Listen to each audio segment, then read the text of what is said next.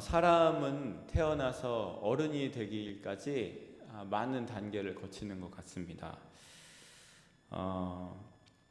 그 누구도 예외가 있을 수 없죠. 갑자기 어린아이였다가 갑자기 청년이 되는 사람도 없고, 또 청년에서 갑자기 노인이 되는 사람도 없습니다. 그 단계를 거치게 되어 있습니다. 마찬가지로 영적인 그런 성장도 누구나 예외가 없습니다.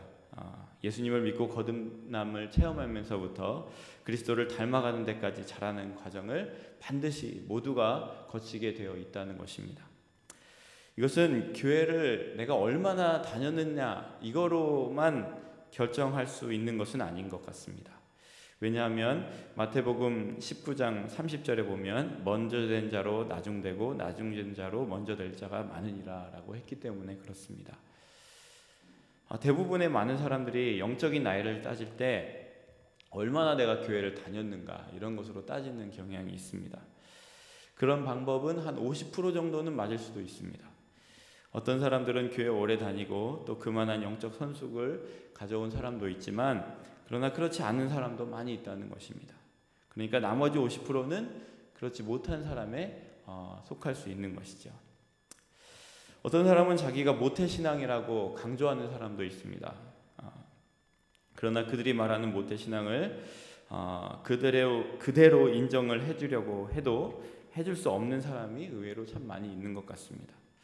그런 사람들은 교회는 아주 오래 다녔는데 영적으로 전혀 자라지 않은 그런 어린아이의 상태로 남아있는 사람도 있기 때문입니다. 그러면서도 그런 사람들은 유난히 말끝마다 자신이 모태신앙이라는 것을 강조하는 사람들도 있습니다. 마치 모태신앙이 무슨 크레딧 스쿨의 크레딧인 양 그렇게 따고가는 사람들이 있죠. 그런 사람은요, 차지도 않고 뜨겁지도 않은 상태로 이것도 아니고 저것도 아닌 미지근한 상태로 남아있는 경우가 많이 있습니다. 그러면서도 무서운 거는 자신이 그런 사람이라는 것을 모른다는 게 문제이죠. 그러기에 모태신앙은 신앙이 제대로 성숙한 사람에게는 아주 좋지만 그렇지 않은 사람에게는 아주 위험할 수 있는 것이 모태신앙입니다. 나이가 아주 많이 드셔서 들은 것도 많은데 교회 안에서 터줏대감 노릇을 하는 그렇지만 변화되지 않은 사람들, 그런 사람이 바로 모태신앙이라고 자부하는 사람들 중에 간혹 있습니다. 또 그런 사람은 오래 교회를 다녔지만 영적으로는 아직 어린아이와 같은 그런 사람들이 있어요. 제가 그랬던 것 같습니다. 저는 신학대학교에 들어갈 때 마치 모태신앙이 대단한 것인 줄 알았습니다. 그런데 가보니까 모태신앙 아닌 사람들 중에도 저보다 더 많이 알고 더 많은 것을 해보았고 또 더 하나님을 뜨겁게 사랑하는 사람들, 더 믿음이 좋은 친구들이 많이 있었습니다. 그때부터 저는 모태신앙이 됐습니다. 저 사람들은 잘하는데 나는 못해. 그런 신앙이 됐어요. 그래서 많이 노력했습니다. 물론 모태신앙에 가장 큰 힘이 있습니다. 그것은요, 가장 큰 힘인데 그것은 부모님이 나를 위해서 어릴 때부터 기도로 키워주신 것, 그것이 모태신앙의 가장 큰 힘인 것 같습니다. 모태신앙에서 이제 삶 속에서 영적인 우월의식, 그런 특권의식, 그런 것들을 내려놓을 때 그 삶 가운데 그 부모님께서 자신을 위해 무릎 꿇었던 그 기도의 능력을 경험하며 성장하는 것을 사람들은 경험하게 될 것입니다. 그래서 중요한 것은 모태신앙인 분들 있으시다면 우리의 가지고 있는 우월의식, 특권의식 그런 것을 내려놓을 수 있어야 되겠습니다. 그런 반면에 예수님을 믿은 지 그리 오래되지 않았어도 믿음이 아주 좋은 사람이 있습니다. 주님을 위해 자신을 헌신하며 충성하는 멋진 신앙인으로 서가는 사람들이 있습니다. 그러면서도 언제나 자기는 어린아이와 같기 때문에 너무 부족하다고 자신을 낮추는 그런 사람들이 사실은 영적으로는 성숙한 그리고 장성한 사람일 수 있습니다. 그런데 그런 사람에게도 문제가 있습니다. 그런 사람은 어떤 시험이 닥쳐올 때에 그것에 어쩔 때는 쉽게 흔들리는 것을 보게 되기 때문입니다. 자, 그렇기 때문에 예수님께서 이제 하신 말씀은 진리인 것 같아요. 먼저 된 자로 나중되고 나중된 자로서 먼저 될 자가 많으니라.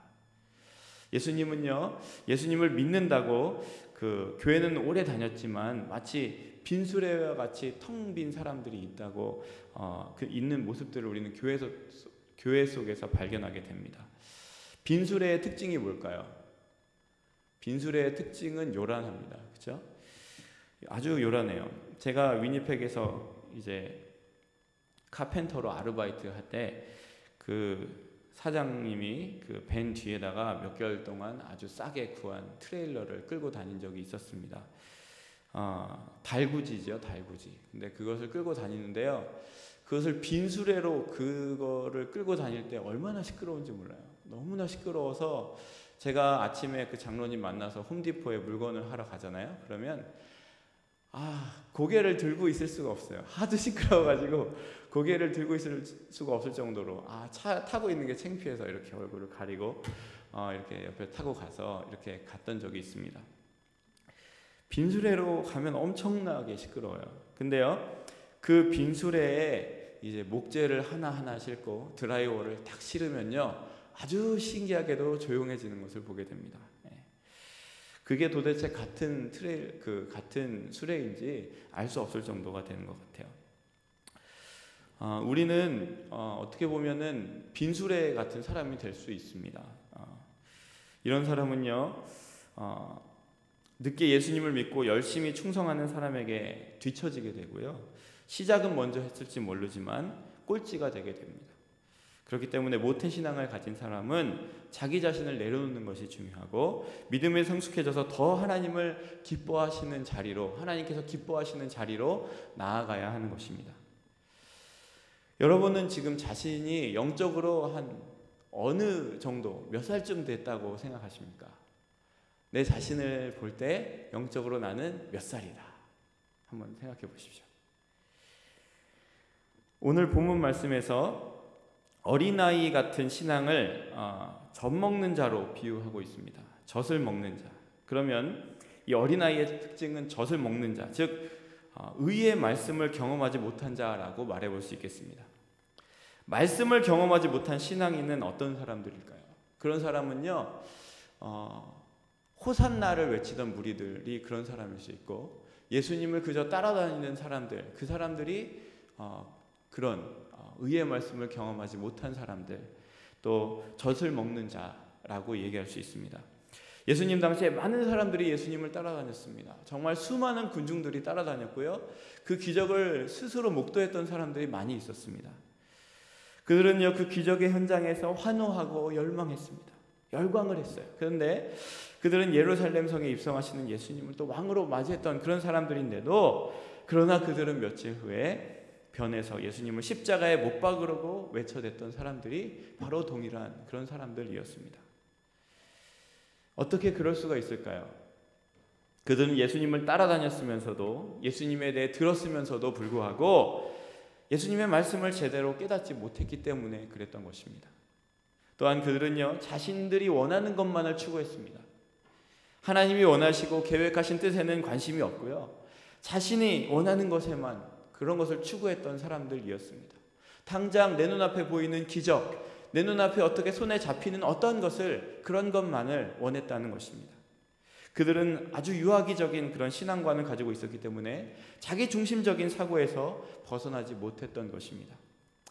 여러분, 하나님의 말씀을 자기가 원하는 것을 성취하기 위해서 부분적으로 받는 것, 그것은 위험한 것입니다. 그것은 유아기적인 것입니다.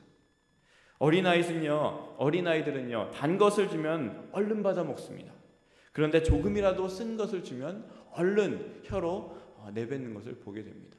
제가 지찬이를 통해서 그 사실을 확신했습니다. 지찬이에게 좀 이상한 거를 주면은요, 바로 혓바닥으로 내밀어서 막 얼굴에 문지러 버립니다. 그런 것을 보면서 참, 어린아이가 저렇게, 어린아이도 뭔가 맛을 아는구나 하는 것을 생각하게 돼요. 그렇습니다. 아이는 그래요. 단 것을 주면 얼른 받아 먹어요. 자기가 좋아하는 건 얼른 받아 먹습니다. 근데 조금이라도 쓴 것을 주면은 얼른 그것을 뱉어버리는 것이 바로 어린아이입니다. 그렇기 때문에 말씀을 경험하지 못한 사람이라는 것은 하나님의 말씀이 자기가 원하는 것이 아니라면 받지 않는 것입니다. 어떤 사람은 설교를 들으면서 관심을 별로 갖지 않고 있다가 축복이라는 단어만 나오면 고개를 번쩍 드는 사람들이 있습니다. 그리고 아멘을 외치는 사람들이 있습니다. 이런 사람은요, 축복에만 관심이 있는 사람들입니다. 졸다가도 축복이라는 얘기가 나오면 아멘을 하는 사람들이 있죠. 다른 것에는 전혀 관심이 없는 사람들입니다. 이렇게 골라가면서 말씀을 받으면 영적인 편식에 걸리게 되고, 그러면 잘못된 신앙으로 빠지기 쉽게 되는 것입니다. 말씀을 받을 때 어떤 것이든지 달게 받아야 됩니다. 자기에게 맞는 말씀은 웃으며 받지만 조금이라도 지적받는 그런 말씀이 있다면, 내 마음에 찔리는 말씀이 있다면 금방 얼굴을 붉히고 시험에 드는 사람들이 있습니다. 이런 사람은 아직 어린아이의 신앙을 가지고 있는 것입니다. 아직 말씀을 체험하지 못한 사람인 것입니다. 여러분, 하나님의 말씀을 그냥 문자적으로 알고 있는 것과 실제적으로 말씀을 삶에서 체험하는 것은 전혀 다른 차원입니다. 정말 제 경우를 말씀드리면, 말씀을 체험하기 시작하면은요, 그 한 번 한 번의 그 예배 때 나오는 말씀들이 다 나에게 관련되는 말씀이 되게 됩니다. 그리고 그 말씀 가운데 그 모든 말씀들이 다 맥을 이어서 이어지게 되는 거예요. 그런 것들을 경험하실 때가 있잖아요. 그렇죠? 없으세요?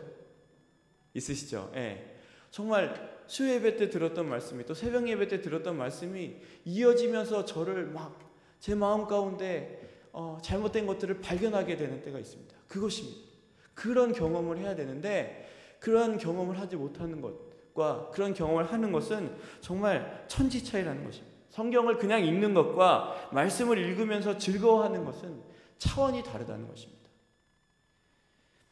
예배에 몸만 와서 참여하는 것과 예배의 그 감격에 빠져서 하나님께 영광을 드리는 것은 차원이 다른 예배인 것입니다.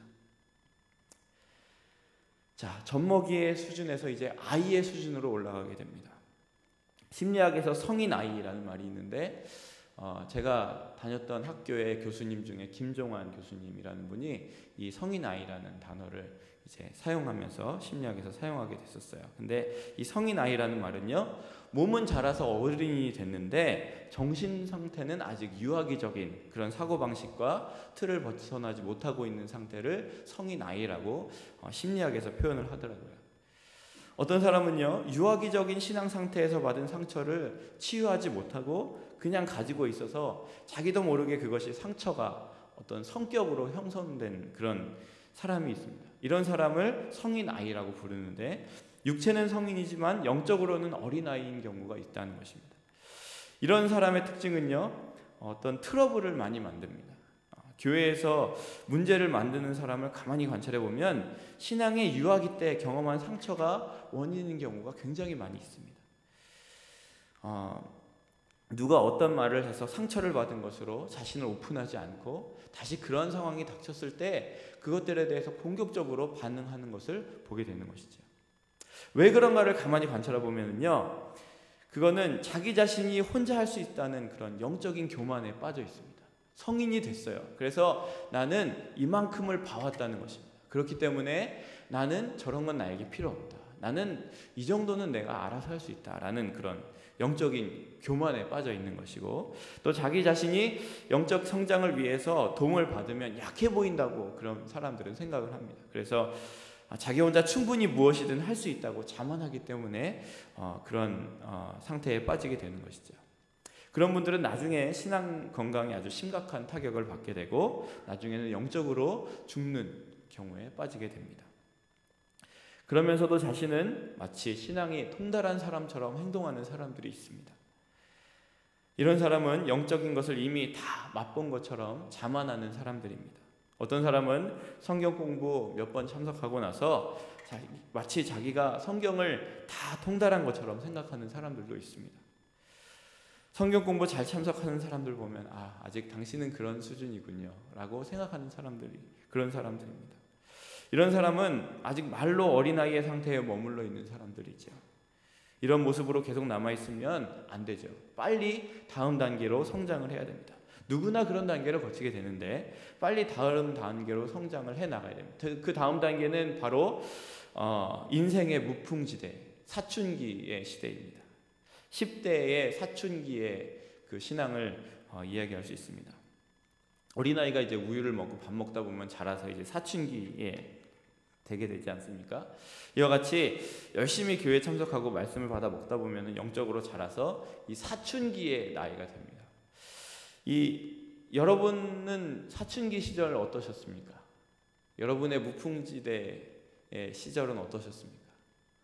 지금 웃으시는 분들은 파란만장한 생활을 하신 분들이라고 생각이 되는데, 여러분의 또 자녀들은 어떻습니까?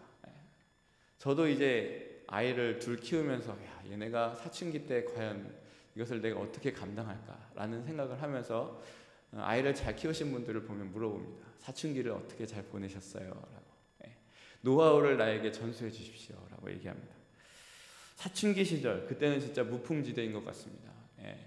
부모 말씀이 나에게 들리지 않고 모든 것이 간섭받는 것 같고, 그래서 그것들을 뛰쳐나가려는 그런 욕구가 왕성할 때가 바로 사춘기 시대이지요. 사춘기 나이에는요, 기운이 막 뿜어져 나온다고 합니다. 그래서 그 사춘기 때는 이 넘치는 기운을 억제하기가 힘들 정도로 무엇이든지 남아서 넘쳐 흐르는 그런 시기입니다. 육체가 성숙됨에 따라서 이성을 바라보는 눈도 발달하게 되고, 또 지식 수준도 놀라울 정도로 갑자기 성장하게 되는 시기입니다. 그래서 부모님이 아는 것도 나도 대강은 알고, 그런 정도죠. 갑자기 이런 변화가 일어나자 그들의 판단력은요, 현실적이기보다는 아주 이상적으로 가게 됩니다.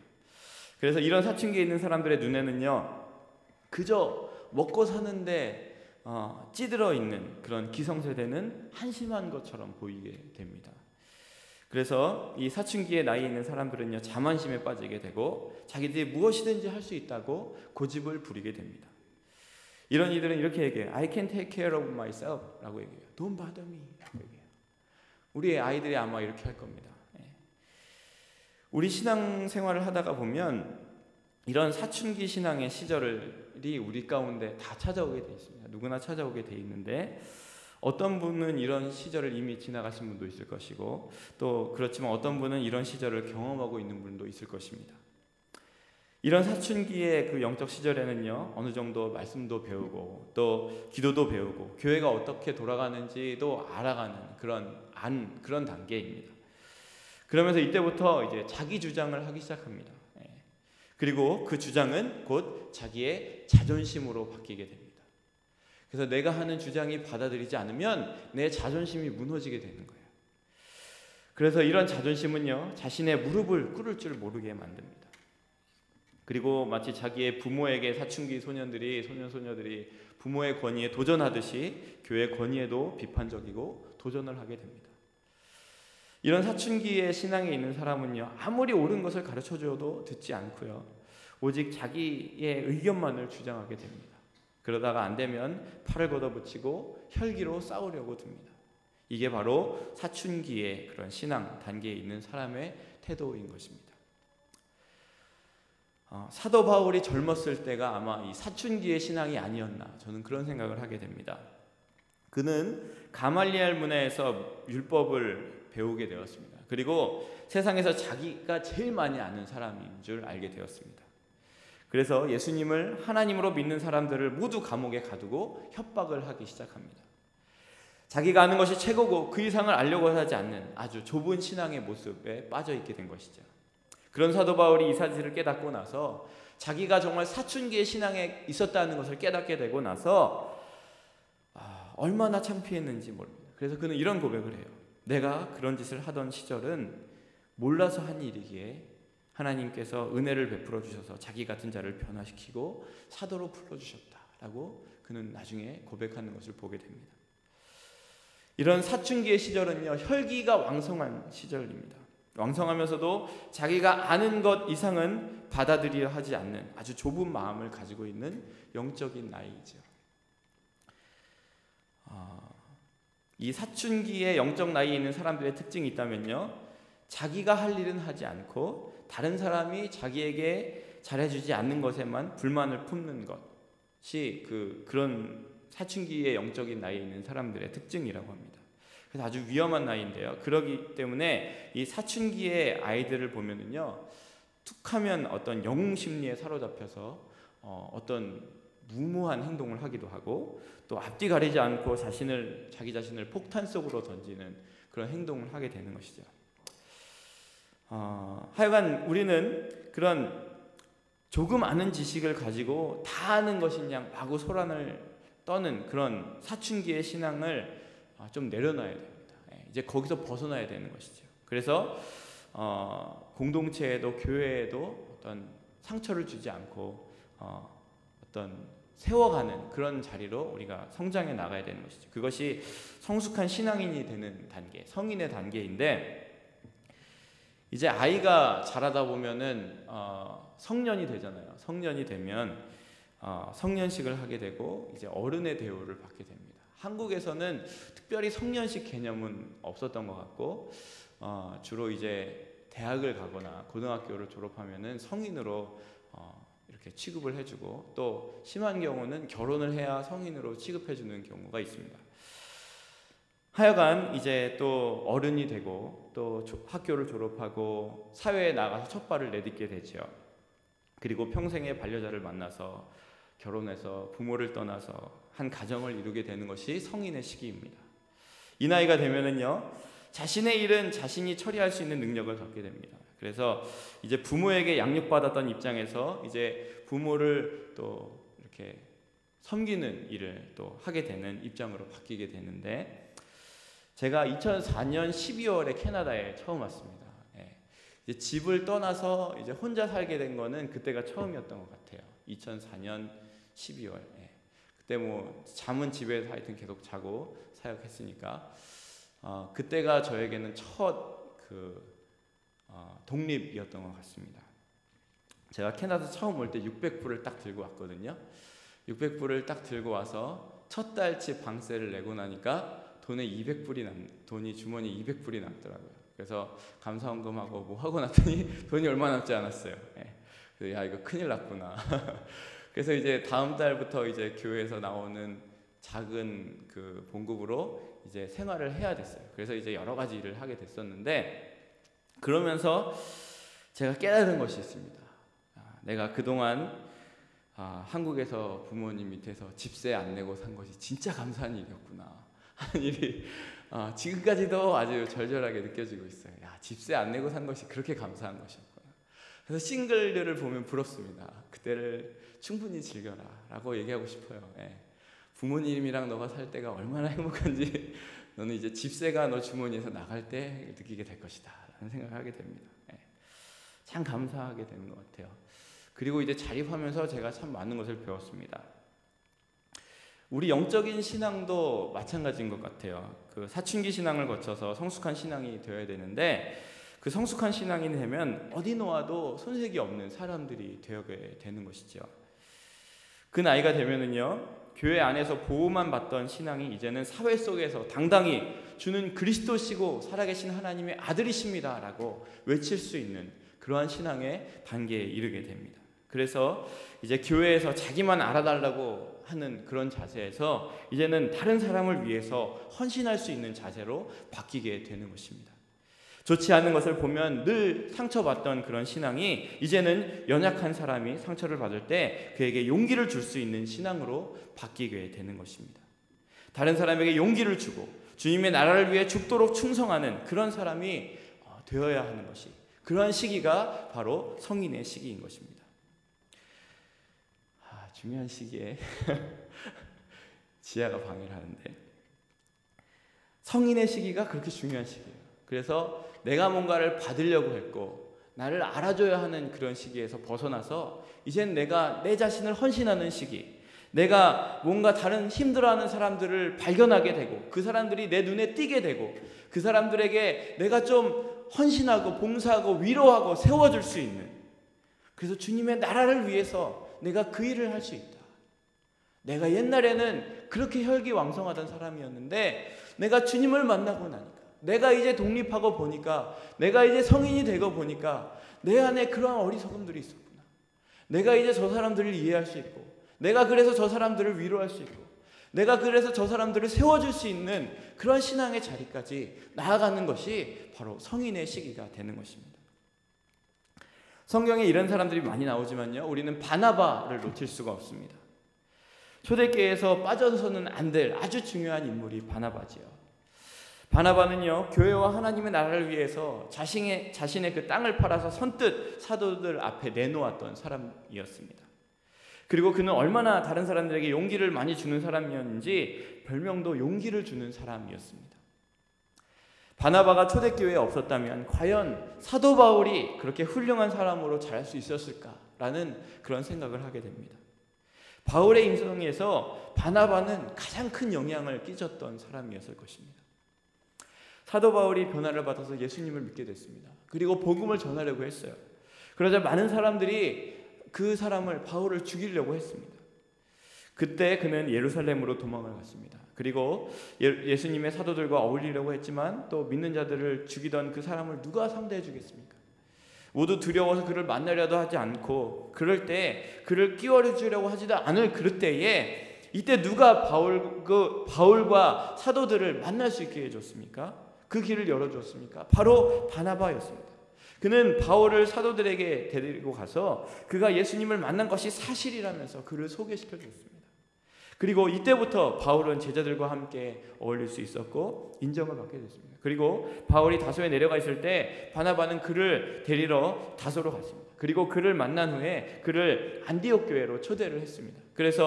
그리고 협동 목사로서 함께 열심을 다해서 교회를 섬기는 일을 했고요. 그리고 그렇게 바울이 그런 사역을 할 수 있도록 주선한 사람이 바로 바나바였다는 것입니다. 자, 1차 선교 여행을 떠날 때 그 바나바와 동행한 사람이 바로 바울이었습니다. 그런데 기막힌 사건이 벌어졌어요. 선교 여행을 하는 중간까지는 바나바가 모든 것을 주관하고 있었는데 그 중간에서 그 주도권을 바울에게 넘겨주게 됩니다. 바나바라는 그 사람은요, 정말 성숙한 신앙인으로서 이렇게 다른 사람을 섬기며 주님의 나라를 위해 충성한, 다른 사람을 세우는 그런 사람이 바로 바나바였습니다. 여러분, 이렇게 장성한 신앙인이 되면은요, 자기 자신보다 하나님의 나라를 생각하는 그런 마음을 더 많이 가지게 되게 됩니다. 초대교회의 7 집사도 바로 그런 사람들이었습니다. 그들은 처음에 사도들의 양육을 받아서 컸던 사람들입니다. 그러는 동안에 그들의 신앙이 청년과 같이 자랐고 교회의 안팎의 많은 사람들에게 칭찬을 들으며 성숙한 신앙의 사람으로 자라가게 됐습니다. 그들의 임무는 사도들이 목회를 잘할 수 있도록 돕는 것이었고 복음을 열심을 다해 전하는 것이었습니다. 성숙한 신앙인이 되자 그들은 열심을 다해서 헌신을 했습니다. 이들이 성숙한 신앙인이 돼서 정말 사도들 못지않은 영향력을 끼치며 초대교회를 섬겼던 사람들이 바로 그 초대교회의 7 집사들이었습니다. 우리도 그런 사람들이 되어야 됩니다. 여러분, 세례 요한 한번 보십시오. 그가 성숙한 신앙인이 될 때에 자신의 사명이 메시아의 길을 예비하는 것이라는 것을 그는 알았습니다. 그리고 아무리 많은 추종자가 있어도 그는 자신의 그 자리를 벗어나지 않고 자신의 길을 완전히 끝까지 걸어갔던 사람이 세례 요한이었습니다. 그는 말합니다. 예수님은 흥하여야 하고 나는 쇠하여야 하리라. 멋진 신앙의 고백을 그는 그렇게 할 수 있었습니다. 이게 바로 성숙한 신앙인의 모습인 것입니다. 바로 우리가 성숙한 신앙인이라면 우리는 그렇게 말할 수 있어야 됩니다. 저 사람은 흥해야 되고 나는 망해야 됩니다. 여러분은 지금 어떤 신앙의 단계에 와 계십니까? 아직 어린아이십니까? 아니면 사춘기의 나이이십니까? 아니면 자기 자신보다 주님을 위해 자신을 내어놓을 수 있는 사람까지 커 계신가요? 여러분, 육체적인 성장은요, 짧은 신앙에 가능할 수 있습니다. 짧은 시간에 가능할 수 있습니다. 그렇지만 성숙은요, 오랜 시간이 걸리게 됩니다. 사람도 마찬가지입니다. 사춘기 때는 몸이 막 빨리 자라고 그래서 내가 순간 어린이 된 것 같지만 그렇다고 모든 부분이 빨리 성숙한 것은 아니죠. 그 아이가 나중에 어른이 되어서야 내가 그때 왜 그런 짓을 했을까라는 생각을 하게 되는 것이죠. 육체는 자랐지만 아직 정신 연령은 어린 나이에 있는 것이었던 것이죠. 이와 같이 신앙생활도요, 짧은 시간 동안 많은 지식을 얻을 수는 있겠습니다. 많은 지식을 얻을 수는 있을 거예요. 그 지식이 근데 삶에서 그 지식이 배어나오기까지는 오랜 시간이 걸리게 되어 있습니다. 우리는요, 머리만 커지는 사람들이 되어서는 안 됩니다. 이번에 삶 공부를 마쳤는데요, 제가 삶 공부를 하면서 참 많이 배웠습니다. 그리고 삶 공부는 머리만 커지는 공부가 아닙니다. 그 안에는 우리 안에 우리 스스로를 깊이 돌아볼 수 있는 시간을 가지게 되고, 그리고 우리가 정말 그것이 우리로부터 이제 흘러나오는 것을 배우는 것이 삶 공부인 것 같아요. 저는 배우면서 참 좋은 시간을 가졌는데, 새벽 예배 때도 말씀드렸지만 제 가운데 가장 기억에 남는 그 문장은 17가에서 배웠던 건데요, 내 혼자 열매를 맺으려고 낑낑거리지 말고 하나님께 붙어 있으라 라는 그 단어가 저에게는 가장 깊이 와닿았습니다. 우리는요, 자라가야 됩니다. 근데 그것이 우리의 삶을 통해 흘러나와야 됩니다. 머리만 자라서는 안 돼요. 머리만 자라는 신앙인이 되어서는 안 됩니다. 우리가 하나님의 말씀이 우리 삶 가운데, 마음 가운데, 생각 가운데 들어왔다면 그것이 이제 우리의 삶 속에서 그 모든 말씀들이 우리의 삶 가운데서 흘러나오게, 배어나오게 해야 됩니다. 그것이 우리가 나아가야 될 자리인 것입니다. 어린아이가 어른으로 성숙하는데 일평생이 걸리죠. 그런데 그 과정을 거치지 않으면 미성숙한 사람이 되는 것입니다. 성숙한 사람은요, 깊이가 있고 말의 무게가 있고 또 어떻게 해서더라도 자기가 말한 것을 지키려고 합니다. 그리고 전체를 보는 안목이 있습니다. 또 남을 배려할 줄 압니다. 성숙한 사람은 예수님같이 자신을 내어주는 사람이 되게 됩니다. 성숙한 사람은요, 다른 것에는 관심이 없습니다. 어떻게 해야 나의 삶을 주님께 드릴까? 주님께서 나의 삶을 기뻐하실까? 그것을 생각하면서 살아가는 사람이 성숙한 사람입니다. 이런 삶이야말로 성숙한 사람에게서만 나올 수 있는 것입니다. 셰익스피어가 친구의 집에 방문했을 때 이야기입니다. 친구 집에 방문했는데 친구는 집에 없고 집안일을 책임지는 하인이 대신해서 그를 맞아주었다고 합니다. 하인은 조금만 기다리면 주인이 오실 것이라고, 그래서 거실로 안내하고 차를 한 잔 대접한 후에 거실로 다시 들어가서 뭔가 일을 하고 있는 것 같았다고 합니다. 차를 아무리 마시고 기다려도 친구가 오지 않았습니다. 그래서 다시 거실에 가서 이제 차를 한 잔 더 얻어 마셔야 되겠다 하고 거실 문을 열었는데 그 하인이 카펫, 양탄자 밑을 들어서 양탄자를 드러내고 그 밑을 이렇게 청소하고 있는 것을 그가 보았다고 합니다. 그곳은, 양탄자 밑은 누가 일부러 들춰보지 않으면 보이지 않는 곳이지 않습니까? 근데 아무도 그것이 더러운지 깨끗한지 알 수 없는 곳인데 그 하인은 그곳을 청소하고 있었습니다. 누가 보는 것도 아니었고 주인이 억지로 시킨 것 같지도 않았는데 혼자 콧노래를 불러가면서 그것을 하고 있는 모습을 그가 보게 되었습니다. 그 모습을 발견한 이후부터 셰익스피어는 젊은 사람들로부터 인생의 성공 비결이 무엇이냐고 물을 때에 그리고 누가 가장 당신에게 큰 영향을 끼쳤냐고 그런 질문을 받을 때마다 이렇게 말했다고 합니다. 혼자 있을 때도 누가 지켜볼 때나 다름없이 행동에 아무런 변화가 없는 사람, 바로 그 사람이 무슨 일에서나 성공할 수 있는 사람이고 내가 가장 존경하는 사람입니다 라고 이야기했다고 합니다. 바로 우리 크리스천들은 그런 사람들이 되어야 됩니다. 누가 보든 안 보든 우리 주님이신 주님을 위해서라면 어떤 일이든지 할 수 있는 그런 사람이 영적으로 성숙한 사람들인 것입니다. 주님이 나에게 맡겨주신 일이라면 어떤 일이든지 콧노래를 부르면서 즐겁게 할 수 있는 사람들이 바로 그런 사람들인 것입니다.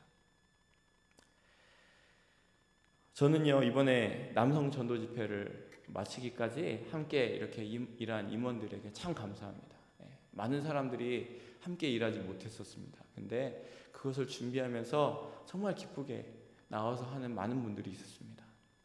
그 모습을 보면서 제가 참 많이 은혜를 받았습니다. 저것이 성숙한 신앙인의 모습이구나. 한 사람을 전도하기 위해서 저렇게 자신의 시간을 들이고 또 보이지 않는 곳에서, 드러나지 않는 곳에서 열심히 노력하는 모습을 보면서 제가 참 마음에 뜨거움을 받게 되었습니다. 성숙이라는 것은요, 혼자 스스로 할 수 있는 사람에게만 붙여지는 명예의 이름입니다. 억지로 시켜서 마지못해 하는 사람은 아직 종입니다. 그러나 자진해서 기쁨으로 하는 사람, 그 사람은 성숙한 사람, 하나님의 자녀인 것입니다.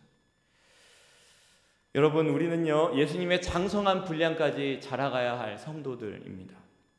시간이 그리 많지 않습니다.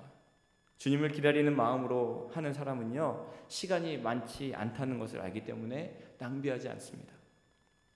우리가 다 같이 지금 내가 서 있는 신앙의 단계에서 주님을 닮은 모습으로 성숙하고 자라가고 있는지, 그런 우리 자신을 돌아보았으면 좋겠고요. 그런 목적을 정하고 내가 정말 더 성숙한 자리로 나아가야 되겠다 하는 마음으로 결단하고 나아가는 여러분이 되시기를 소망합니다. 기도하시겠습니다.